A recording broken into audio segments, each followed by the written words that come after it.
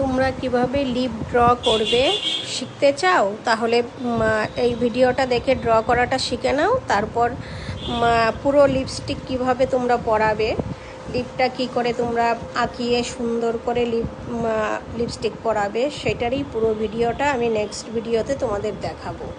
তোমরা সবাই শিখতে চাও কিনা কমেন্টসে অবশ্যই জানিও।